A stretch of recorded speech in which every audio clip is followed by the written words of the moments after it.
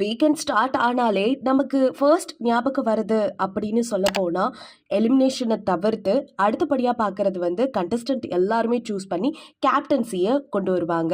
So இந்த வாரம் கேப்டன்சியில் யார் இருக்காங்க அப்படின்னு பார்த்தீங்கன்னா ரஞ்சித் அவர்கள் தான். ஸோ கேப்டன்சி வாங்கின உடனே அந்த ஒரு கேப்டன்சி பொறுப்பை இன்னைக்கு விடுற அளவுக்கு சில சம்பவம் அந்த ஹவுஸ்மேட்ஸ் பண்ணியிருக்காங்க. அதை பற்றி தான் இந்த வீடியோவில் நம்ம இப்போ முழுமையாக பார்க்க போகிறோம்.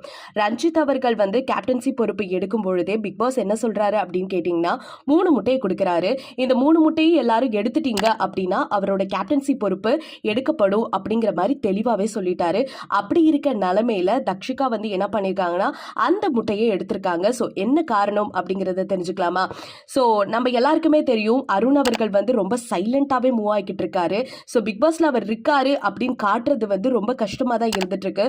இந்த சுச்சுவேஷன்ல தானே ஒரு விஷயத்தை கிரியேட் பண்ணி அந்த இடத்துல கண்டஸ்டன்ஸ்குள்ள ஒரு குழப்பத்தை கொண்டு வந்து அந்த இடம் ஃபுல்லாகவே சலசலப்பாக்கிறாரு. இதனால கடுப்பான தக்ஷிகா என்ன பண்ணுறாங்க அப்படின்னு கேட்டால் அந்த முட்டையை போய் எடுத்துடுறாங்க.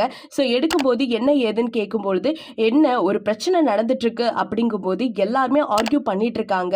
ஸோ சலசலப்பு இருக்கு அப்படின்னா அது எல்லாத்தையும் சால்வ் பண்ண வேண்டியது நம்மளோட கேப்டன்சி பொறுப்பில் இருக்க ரஞ்சித் அண்ணாவோட பொறுப்பு தான். ஸோ அவரே சைலண்டாக நின்றுட்டு கை காமிச்சிட்டு இருக்காரு. ஸோ அவரோட கேப்டன்சி பொறுப்பை ஒழுங்காகவே பண்ணவே இல்லை. ஸோ அதனால எனக்கு பிடிக்கல அப்படின்னு சொல்லிட்டு அந்த எக்கை எடுத்துடுறாங்க.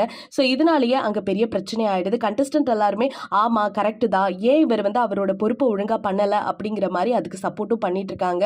ஸோ அதனாலேயே வந்து ரஞ்சித் என்ன சொல்கிறாரு அப்படின்னு கேட்டால் நான் தெரியாமல் தப்பு பண்ணிட்டேன், ஸோ இனிமேல் நான் திருத்திக்கிறேன் அப்படின்னு சொல்லிட்டு அவரோட வேலையை கண்டினியூ பண்ணிகிட்டே இருக்காரு. இன்னைக்கான ப்ரோமோவில் இதுதான் சொல்லியிருக்காங்க.